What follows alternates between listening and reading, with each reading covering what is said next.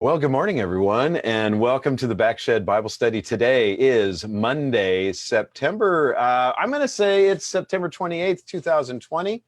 This is episode number 26 of the Backshed Bible Study, which means that we are 29 weeks into COVID chaos, as I like to tell people.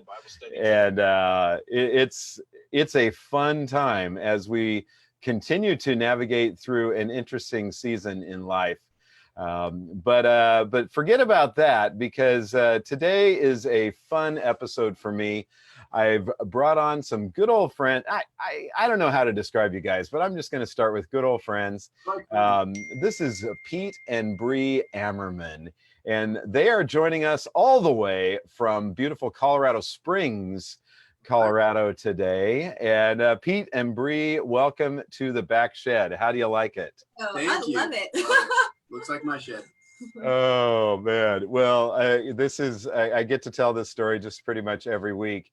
This is the COVID drove me into working from home, and our house was filled with kids doing distance learning from all their different devices and places, and the only place that had any kind of quietness and sanity was my shed. So I set up an extra desk in here, and every once in a while I like to throw on the other camera here, where it gives you a little wider view of what's happening in here. So today it's a mess because I've been working on we have a tile guy here today that's putting in a backsplash in our kitchen, which is something for those of you who are regulars out there who have been watching. This is something we've been working on for a long time, and we're finally at the point where this is the pièce résistance of our kitchen, is getting the backsplash up. Valerie Connor, good morning. It is good to see you right here. Maggie, it is so good. Maggie says she was just in Colorado Springs visiting her oldest son. Okay, so Pete, Bree, enough about me and my shed. Tell the folks here from Sunrise a little bit about yourselves, who you are, and what kind of ministry God has you in these days. Yeah, absolutely. Well, we met at Hume Lake, which is a theme, I think, with Cliff. Yes, that's my go-to. It's where I find all my people. Yes, years ago. Back in 2005, we were in the Joshua Wilderness Institute together. So we did not date during that program, but afterwards. Fell in love during that program. It's a very repeated story. Yes. So and then we worked full time at a church in Northern California. That's where I grew up, and worked there for a long time. And then we went through a full 4-year training with New Tribes Mission, who is now called Ethnos 360. We went through their whole Bible school and training for missionary work, and we had a passion to work with missionary kids, and Bree will share a little bit about that. And so sure enough, that's what we do now. We work with our organization's missionary kids that grew up with their families overseas on the mission field, mom and dad being the missionaries, and them being in Papua New Guinea or Brazil or whatever field that they're on. And then our team helps with that transition cross-culturally. So when they're growing up overseas and they come back, whether it be for a home assignment or furlough, or when they come back to go to college or start their career, we're there to help with that transition. I guess our heart would be the health of the missionary family. Okay. It's a unit overseas. They are in cross-cultural environment, and they're honestly in the enemy's territory. And so you see a lot of struggle with the family, the MKs, coming back to the States, the separation. Mm-hmm. Our heart is that if the family is healthy, the ministry is healthy. Mm-hmm. And we want to support, we don't stand in the gap and say, hey, we will be here in the States, coming alongside your MKs so that you can focus on your work, what God has called you to do, bringing the gospel to the least reached people. That is how we want to play part of the team. So there's so much to this, and this is what excites me about it, because we often look at missionaries, and Sunrise is a church that has sent a lot of missionaries overseas, and we continue to support a number of overseas missionaries who have kids who are raising their families on the mission fields. So this is where it's kind of a group of people that we're talking about today is the kids of missionaries, who sometimes kind of disappear into the background, or they're kind of dragged along with their parents. When we as church people see them, they're kind of dragged along with their parents, and they're putting on a show because they're usually visiting churches to tell the story of what's going on the mission field, and the parents are kind of doing some fundraising, and so the kids kind of learn how to behave. That's when we see them. But when they're growing up out there on the mission field, it's a whole different story. And Bree, I met you on the mission field. I met you in Papua New Guinea, where you were being raised as the wait, let me see. Are you older? Wait, where do you fall in the birth order? I'm middle child. You're the middle child. That's right. You're older than Sean. Let's change that middle child dynamic, though. Yeah. Well, there we got a lot to unpack here today. Yeah. But you grew up in Papua New Guinea on the mission field with your parents, and your parents had a little bit of a unique ministry assignment. Your dad being The chief mechanic. Mm-hmm. Right? So for New Tribes Aviation, and then your mom being a support missionary on one of the there at Lapilo, as we knew it, and so they weren't even necessarily out in the bush, but you guys were in Papua New Guinea. You grow up on a mission compound. Yes, so tell us a little bit about what your growing up experience was like as a girl with an American passport, growing up in a foreign country on a missionary base. I get all that. Preparing for this, like I have notes and everything. It's my story, but I was just like remembering, and like so many of the good things just kept coming out, and then I'm like remembering, and then more of the hard things kept coming, and I'm just like, oh my gosh, like it feels like a lifetime ago, but at the same time, like that is a part of me. And we even still today discuss like, oh, that's why you are the way that you are, I'm like, that's right, I did kind of have this crazy childhood that like formed me. And so my family moved over when I was 2 in 1989, and New Guinea was my home. It was like, the States was not my home. We'd come on a furlough every 4 years or so, and it was like holding my breath just to get back home to New Guinea. But I would say my childhood through the eyes of a child was just so wonderful. Like we lived on the main compound, but in my heart, like it was just freedom to me. Like I could ride my bike anywhere I wanted. I could climb any tree I wanted, get scraped up. Like I was a tomboy at heart. And like it was a pretty big compound. We had a grocery store and a elementary, junior high, high school, soccer field, big gymnasium. Like it was a decent size. Like it was not this small little fenced in area. Like I had there was lots of places to go, and lots of friends to see. And so there was about like 70 families, I would say, on average, that lived there at the time. And every adult was an aunt or an uncle. So it's like you couldn't get away with anything, because oh, Uncle Jeff, just called my parents and told them where I was. And so I know Uncle Jeff, just so you know. And negative kind of thing. Like it just, you couldn't get away with much, but we tried to make trouble too. But as a female, and as I grew, I would say it became a lot more claustrophobic there, because the cultural environment that we lived outside the fence was more, I would say, not dangerous. I mean, not super dangerous, but like there was this edge to it. Like I could not go outside the compound without an escort, without at least 2 guys, to take me to town or down the river or up track. Like there always had to be a group, or at least a couple guys, with us. And I think there was I guess some more positives would be I loved the culture there. Like the women and children, like I just had this love for, this heart for. Like they're the funnest people. Like they laugh at everything. But I was this little blonde white girl, and so when you would go to town, like you felt eyes on you constantly. Like I was watched constantly, you know, and then people would come up and want to touch my skin and touch my hair. And, you know, like I'm in the sea of like brown skinned people and you felt like a minority. But it was just like there was this like joy to the people there. I felt a little more mistrust with the men, you know, that just was not my comfort zone. I always felt watched by the men there.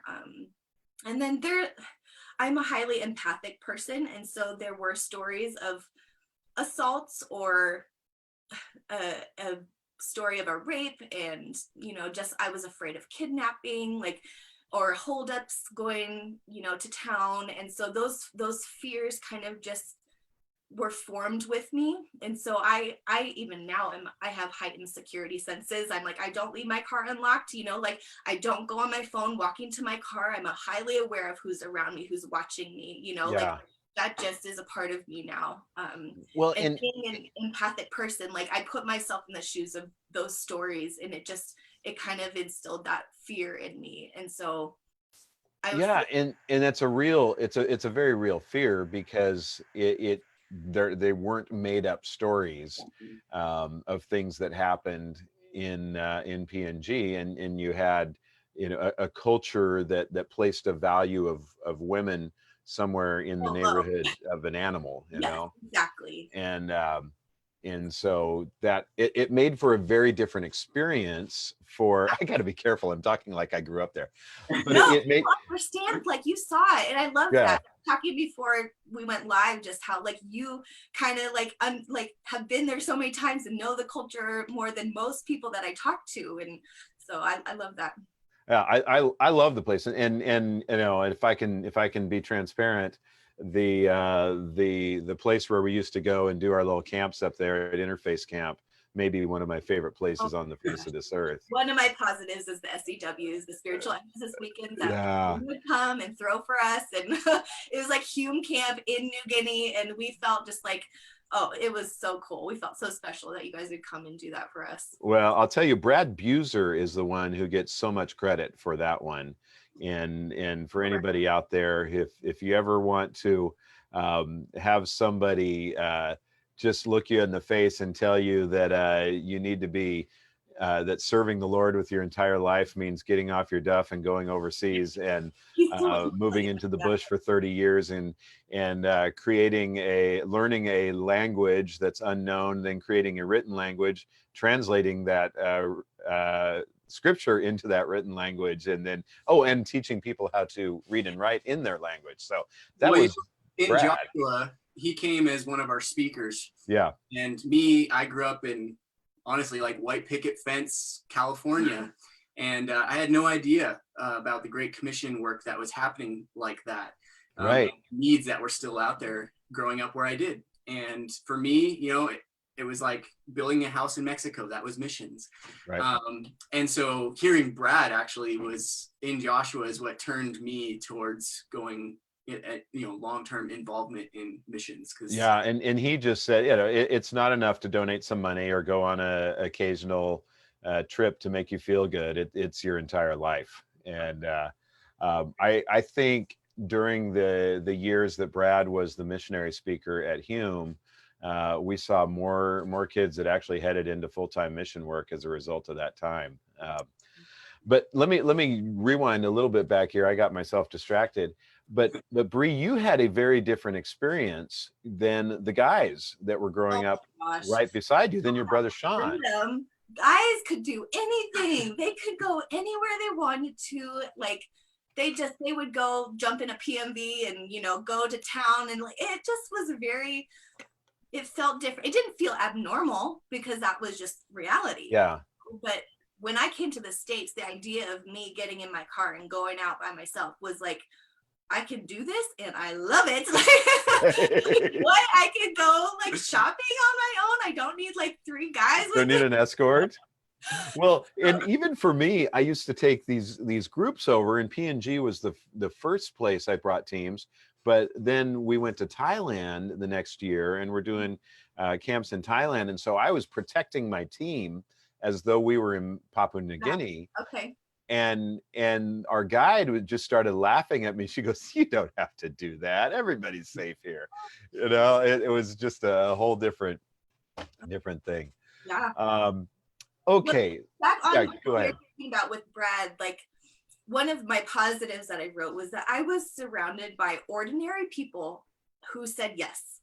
And they were on the compound. It's all support missions. So people doing jobs like teaching and, like nurses in the clinic and, IT, like all the kind of like ordinary jobs that you would do here. It's just, ordinary people who love the Lord, who said yes. And, yes, they sacrificed leaving their home, families and friends, but those were the kind of people that discipled me and that loved on us and that just had the most fun with us as like teenagers and kids. And like I think of that as one of the like the best privileges ever. And and then we were all there supporting those like tribal missionaries who would go into the tribes and do that language work and do the translating. And like the idea of, in the sense of team and camaraderie, was huge. Like those people could not do that work if it wasn't for like people like my dad fixing the planes that would take them out to the tribes, and then even back like to the churches like that would send and pray. Like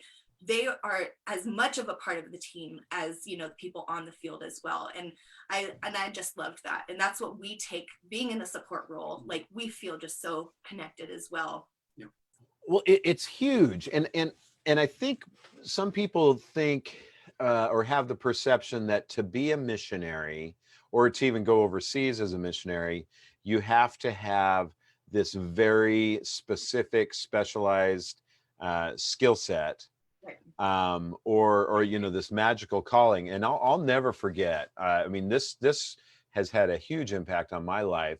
Is the first time I went to Papua New Guinea, we went down to the SIL base down there at Ukarumpa first, before we went up to where you were at what they used to call Bad Water, or can't remember what the before it became Lapilo, it was Numanoy, yeah, which I think means bad water or something. Bad Grounds, not good. Yeah.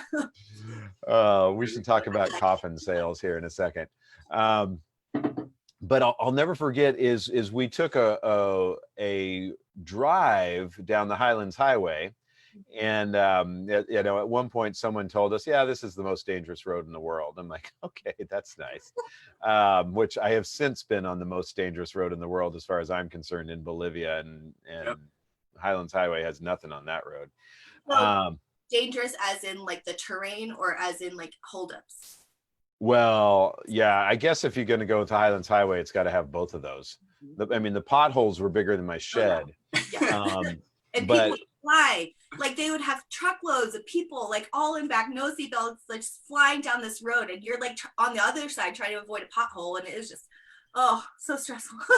so we're riding from the airport down to Ukarumpa, and Clark is our driver, and so I strike up this conversation with Clark, and I'm like, "Clark, so what do you do here at Ukarumpa?" And he's like, "I'm in charge of the facility. I oversee from the electrical to all the various things about the facility." I go, "Well, what'd you used to do?" He's like, "I was a Maytag repairman in Oklahoma." And it just so stood out to me. It's like God used this Maytag repairman from Oklahoma to be in Papua New Guinea in a support role, so that there could be this facility that would in turn send out people out into the bush to translate one of 400 languages that had never been translated, unique languages. So I always marveled at people like Clark, at people like your dad and mom, and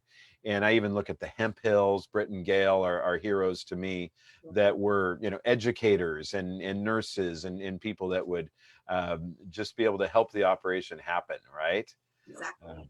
Well, I always compare it to football. I love football, and we need people to do the translation, which I would be like the quarterback or the wide receivers or the the running backs that have possession of that ball and they're trying to get into the end zone, which we need them. It's not like Right. they're not important.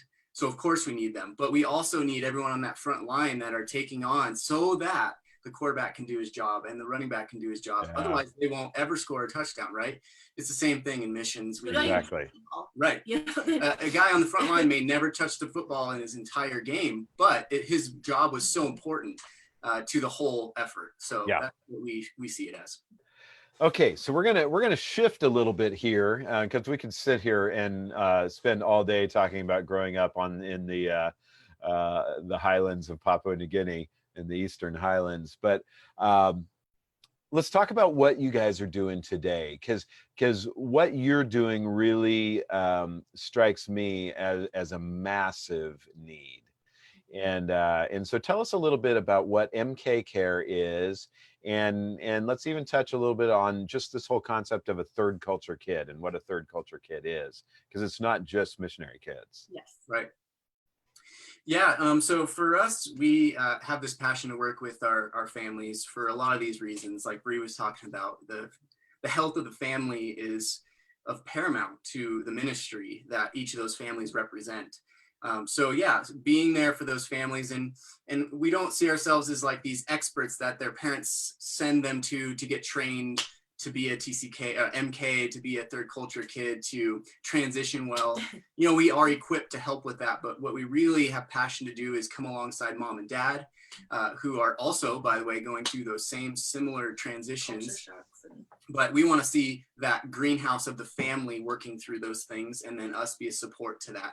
So strategically, we work with families. We work with our MKs from birth to 22. After 22, we just, hope that our efforts have paid off so that they'll connect with us after that. It's mostly just because we're a small team dealing with, in our organization, we have over 1,100 MKs. So it's just a matter of, we can't do everything. So we have to have some limits to our focus and our target audience. But so yeah, we work with these kids. We are stateside, so that as they're coming back to the US, typically mom and dad will come back, help them get moved into a university or some kind of housing. And then they usually will end up going back within a few months. Yeah, my parents did that. And so we help with stateside to help with that connection with their kids. And because think about this for a second. And I love Angie's comment here in the box along the side here. Because she's Angie Bessenbacher, who is a dear friend, and we love her, but she's actually been over to PNG and seen some of this firsthand. Yeah. But the transition always just stunned me when I think about it. The parents would take their 18-year-old or sometimes 17, they haven't even turned 18 yet, and that kid has to leave the country and head, usually in the case of where you were, Bree, back to the US. And it's a matter of like visas. Like it's not like we just want them to leave. No, they have to, like it's home legally. But it's a legal thing. Like they can't stay there on the visas that they have and things like that as they become. Yeah, so they're not going to school there. So I mean, we have lots of international families too. So they'll go back to their passport cultures and try to go to university, or like a lot of times MKs feel like, okay, this was my parents' calling. Like, what does God have for me?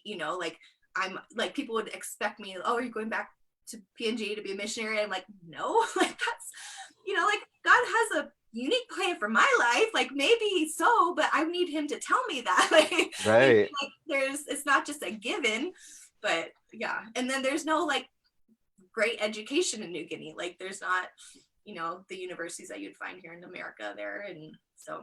Yeah. And so they go back to the US. I say back to the US, but they're in essence leaving home in their missionary country, and just get dropped into this culture that they have not been a part of, but they look like they're from this culture. The expectation is like that you would be able to adapt quickly because you look like an American, Right. I don't think like an American. So it's a hidden immigrant kind of idea where I love that phrase. Hidden immigrant. And then it's kind of has this like expectation that I should know what I'm doing, like I should just know how to live and adapt here. And and a lot of times that's a mental thing that the MK is holding on to, is this expectation that I should know because it's my passport country and I've been there before for a year. Right. And that's what can lead to a lot of frustration is they feel like they're supposed to fit in, not just that others are thinking that, but they also internally think it. But in reality, some it's don't a new want to culture. fit in. Some don't, like, you know, like what we were talking about, different MKs have different experiences. And like a lot of times they don't want to be in the States. They don't care about fitting in. They just, you know, they're kind of gritting their teeth and they're in it kind of idea. Well, and I've known a couple of MKs that when it came down to it, in the end, they started to contemplate going back to, like, Papua New Guinea, for instance, and going to the bush because that was easier than living as an American in the United States in that mess, you know. So there you have a few that would actually return to the field for the wrong reasons. Absolutely. Yeah. A handful, not a lot, but there were a handful for sure. Which leads into like this third culture kid, you know, and like you said, it's not just missionary kids, but we're a group of people who don't fully fit into the culture that we grew up in. I'm not, you know, a New Guinean, and I look different, and I, you know, but I feel part of that culture. But I'm also an American, you know, I have passport here, and then, but I don't fully fit in here either. So we create this third culture like that. MKs can connect even if we've grown up in like completely different countries. We still have this connection. Like, okay, you understand, you know, like you didn't fully fit into there, like I didn't either. Like we can bond very quickly when we get together, even if we've had completely different, you know, experiences. And the same would go for military kids, business kids, consulate kids. Like there's any number of groups that kind of feel like that. They just don't, they're like you said, they're in between cultures. And so Pete, when you and I talked, I think it was Friday or Thursday, I can't remember which, but we talked about how COVID and COVID craziness was driving you all in a little bit of a different direction and allowing you to accomplish some new things. One of which was that you two both got COVID. But Welcome to America. Yeah. I'll let you share a little bit about that, but then I want to hear how this last 6-7 months has really been used for you all to kind of change a little bit, transform a little bit how you do ministry. Yeah, absolutely. So this year started out just like any other, and my calendar was booked. I mean, we travel quite a bit. You went to New Guinea this year. I did go to Papua New Guinea in February, right before everything started, but I was scheduled to go all kinds of places, and which is very typical for us just in this ministry role. Yeah. And we appreciate that. We think it's a big part of it, but I've already had 12 trips completely canceled this year. And so it was you know, one might think that's a disappointing thing, and that's true, but God is totally redeeming it, because part of the thing that we've been working through in these last couple of years is realizing our approach needed to adjust, just because we were working, you know, here working with college age primarily with these MKs as they come back to the US. But we've realized over the years that it's kind of a disadvantage to start there. And part of it was just our team small and we needed to start somewhere, but it's kind of like a Band-Aid fix. They've already gone through their transition, and now we're trying to connect with them, and they're this older, you know, this college age, and they don't know who we are. And so it was a challenge every single time. And we recognize that, like I said earlier, we want to really focus more on coming around the whole family unit and becoming more aware with the family much earlier on, and growing that trust and all that as the kids are growing up. Even educating parents about right. MKs and what, you know, like you're raising an MK. Do you know about what MKs go through? And yeah.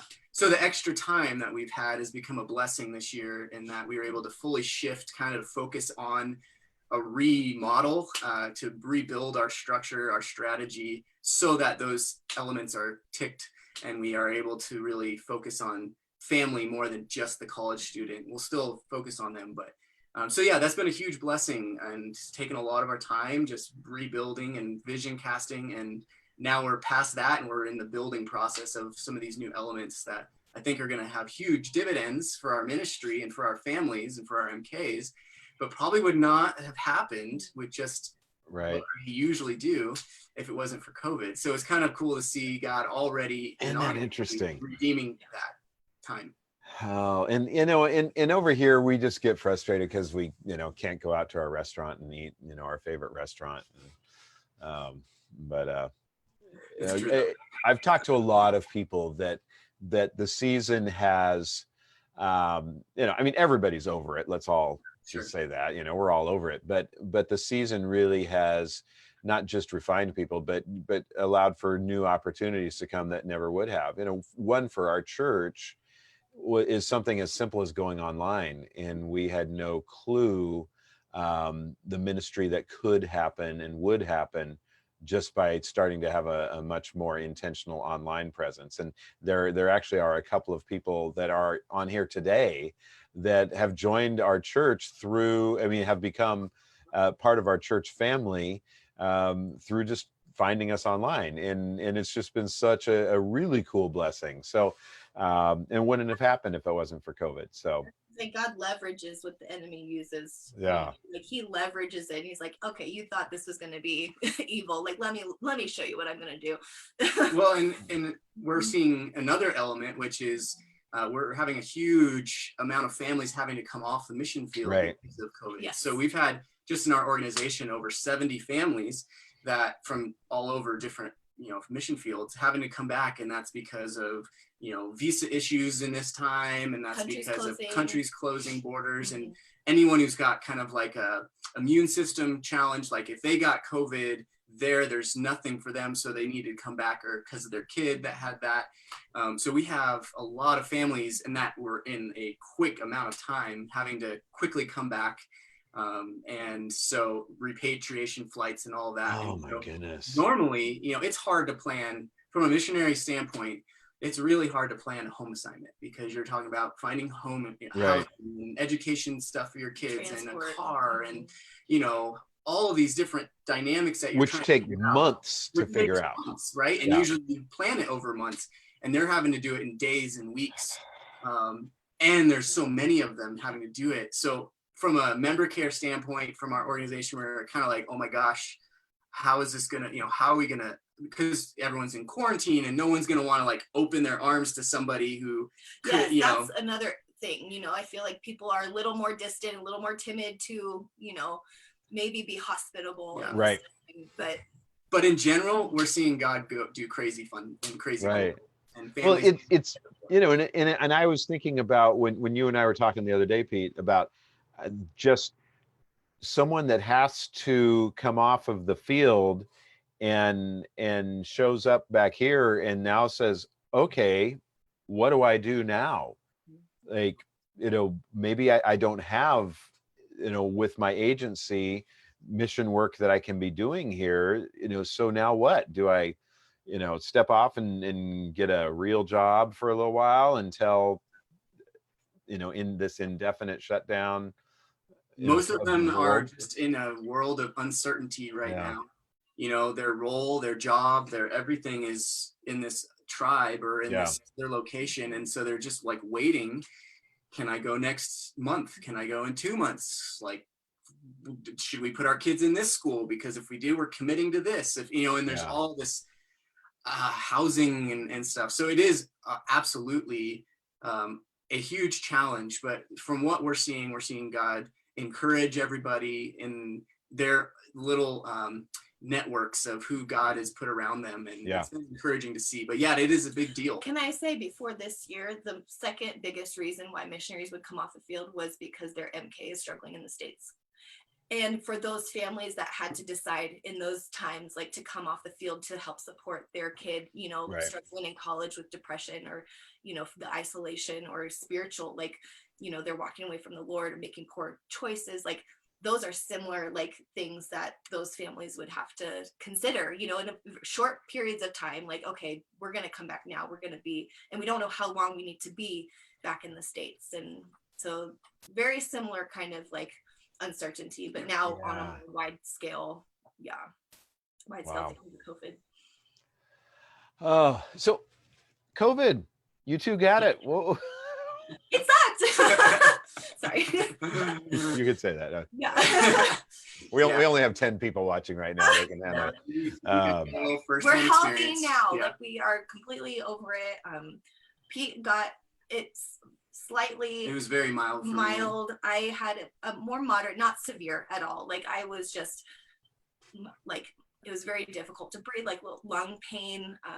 You know, Pete quarantined me to my room. Essentially, he's like, "You stay," and I'm like, "No, I need help." Like, "You sit down, you stay."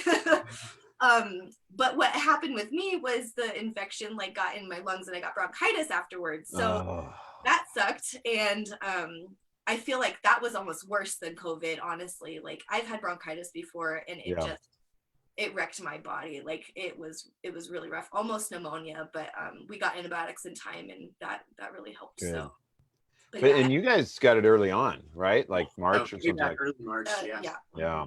So it was, I mean, I remember seeing you talk about it. I get your missionary videos that you send out, which I love.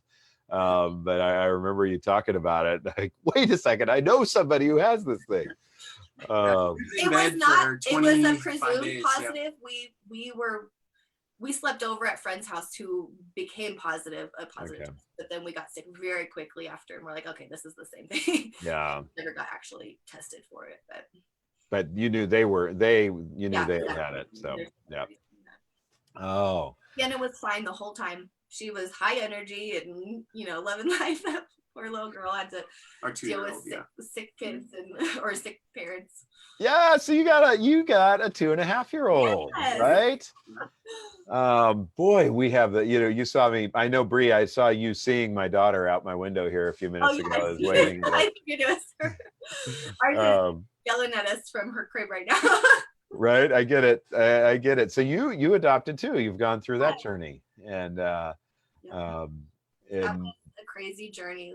We struggled with infertility and always knew we wanted to adopt, but didn't really know that it would be God's plan A for us, and that journey was it's an open adoption. In fact, we have a scheduled visit to go back to California and see her birth family, and they love her so much, and it's just been like, it has been a very incredible experience. Hard.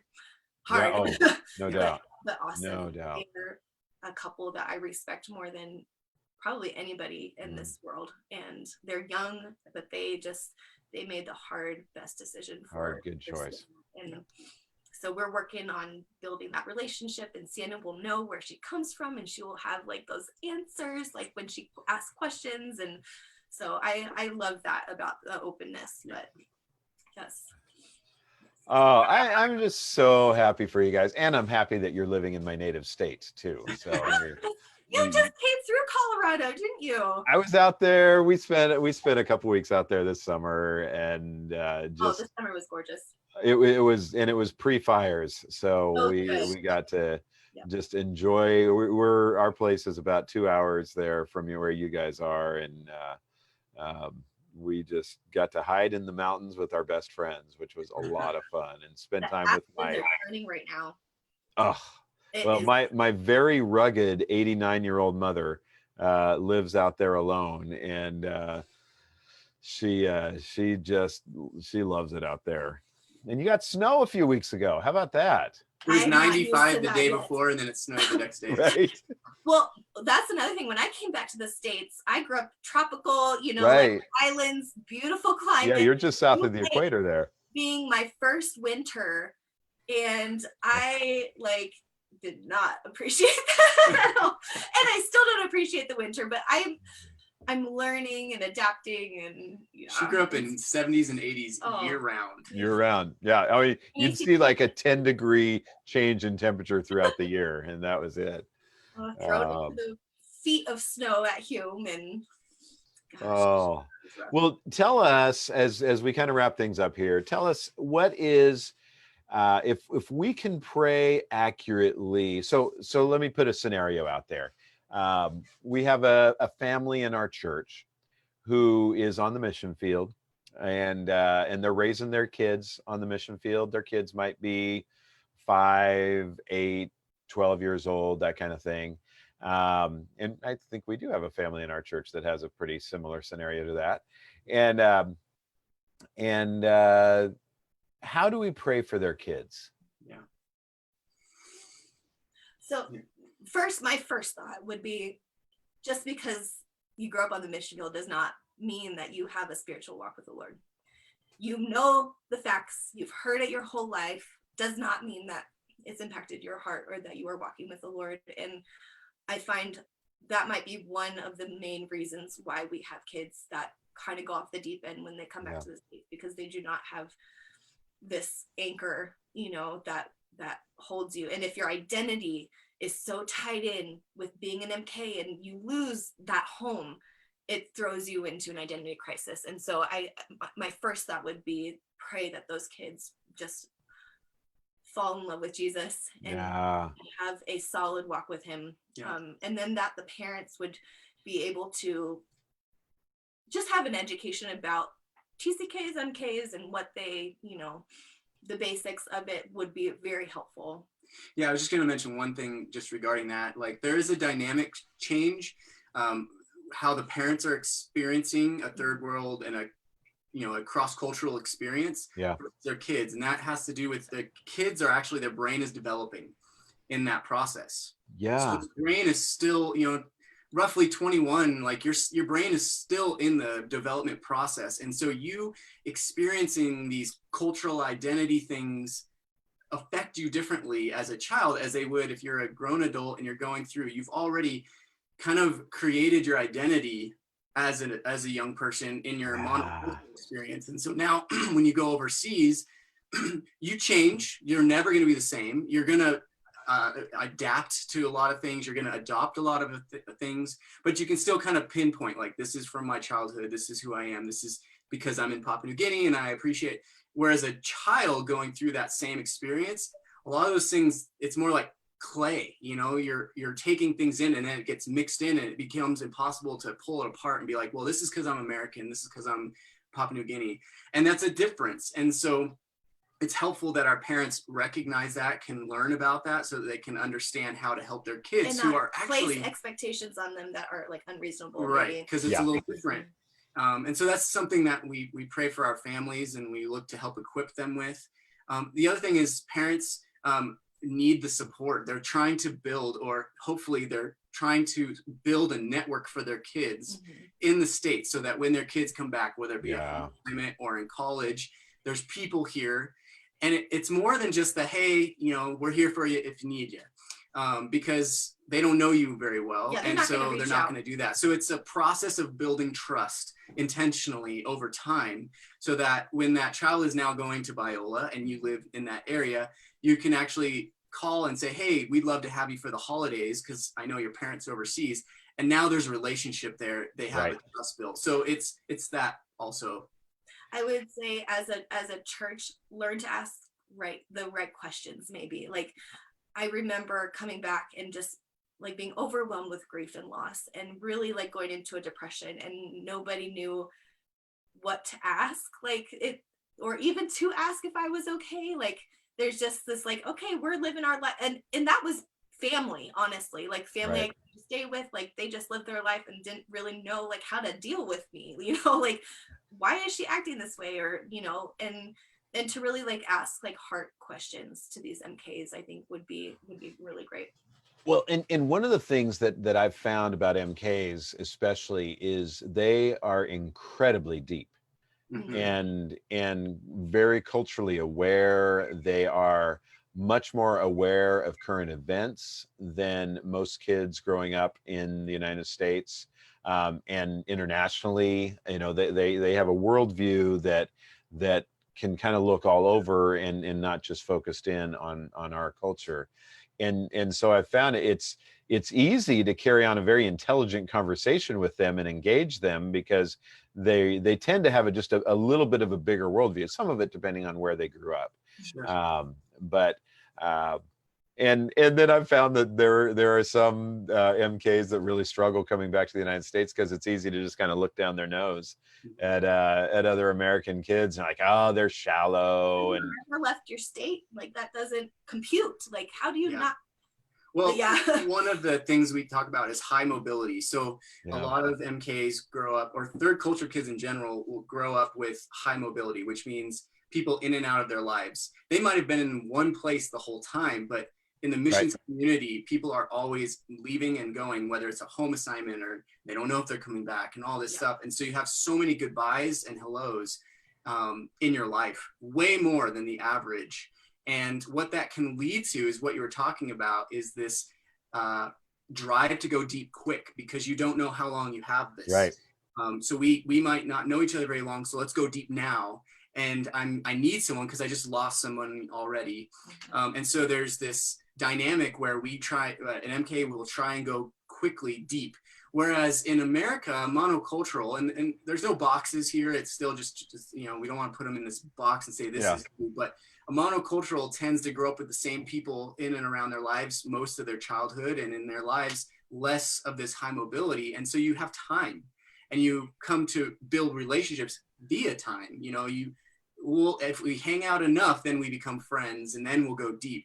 And so there's a clash that will happen, and a lot of MKs will get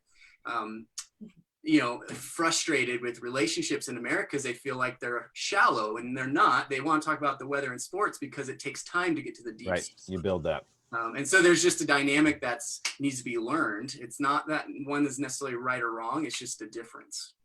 Well, and I talked to one MK who I think we all know, but I won't get into names right now. And but I'll never forget him telling me, I don't want to make any new friends. I have the best friends ever growing up, living on a base, out in the middle of nowhere. And I just have zero desire to make any new friends because, I'm good. And so some walls can build up too, I think, in some people that just say, nah, I'd rather not go through this, few months of getting to know you. Yeah. Recently, I recognized something in myself. Like when we moved here, I realized whenever we have moved as a couple, we moved a lot, but I would more so cut ties when there was an expected goodbye. I'd pull away. Right. And on this move, I was like, we had a really great church in Southern California, and we were like, oh, let's not do that. Let's draw closer this time. And so we did. And when we moved out here, the goodbye was so much harder, but it was so much better. And it was so much better for our Interesting. Oh, that's rich. Farther than we had, even like in the time we lived there, we're like, it was deeper than what like the time that we had taken to get to know people. So anyways, I'm still learning about myself. I'm like, okay, I do tend to like put up those walls, or like I don't know how long we're going to be here. Honestly, living here is probably going to be the longest we've ever lived somewhere. So that's a new mental state too. I'm like, oh yeah, I'll be here a while. Like, okay, what is relationship building going to look like? And even with COVID, that's changed that too. Like, right. How do we get to know people, in a new place? And you guys, Pete, Bree, what a joy to be able to talk to you. This is so cool. I love that when you sent out your last email, it just hit me, and I went, I got to get them on here. And it's really cool. Is one of our elders at our church, his son and daughter-in-law are raising their 3 kids in the Middle East on the mission field in a very different setup over there than you're used to even.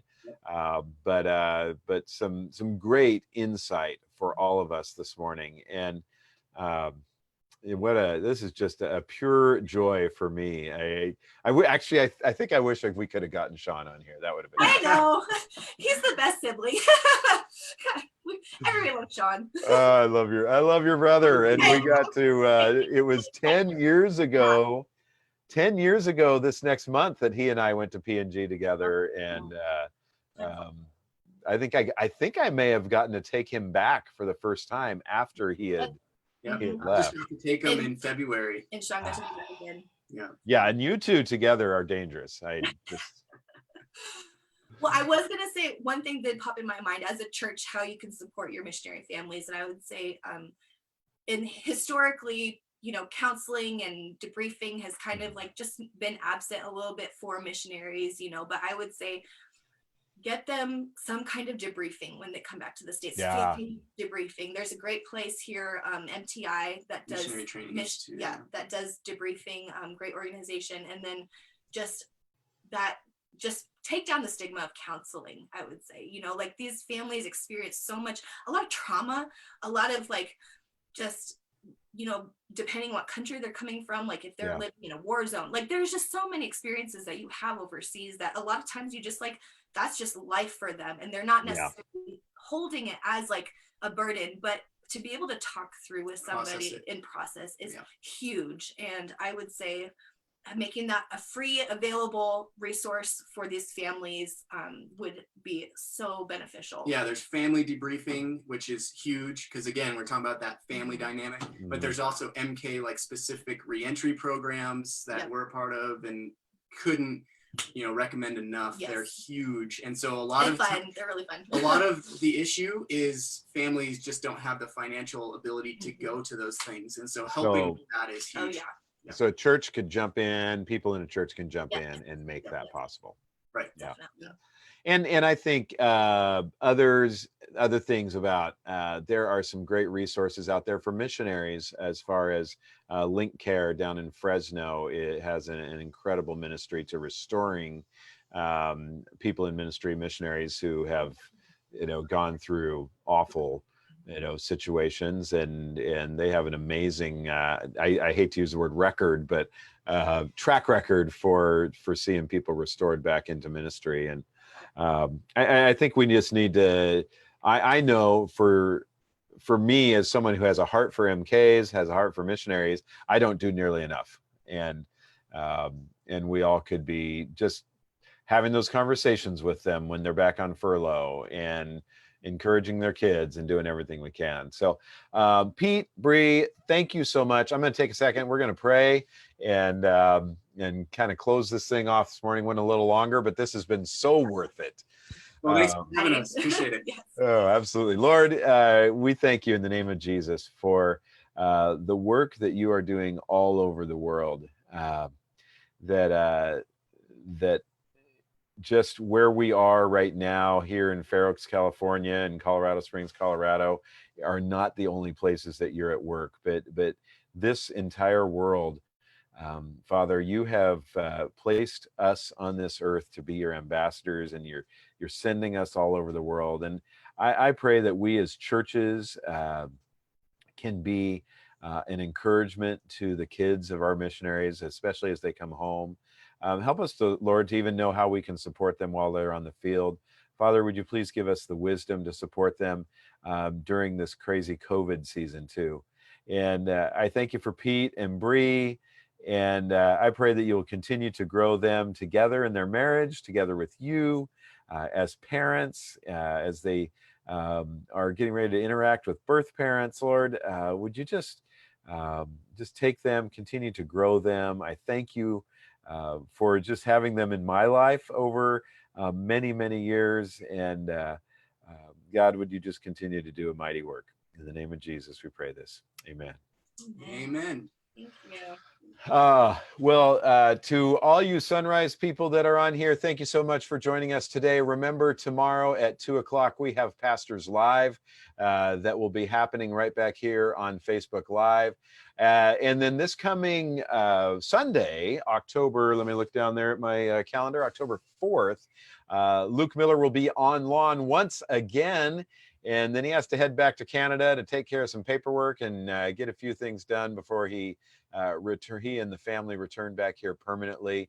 But we sure enjoyed the turnout yesterday on lawn and online, and hope you're able to join us again this coming Sunday at 9:00 back there on the Sunrise campus, unless you decide to join us online at 9 and 11. Pete, Bree, again, thank you so much for joining us. And at this point, we click the little button that says stop live stream and we say goodbye. See y'all later.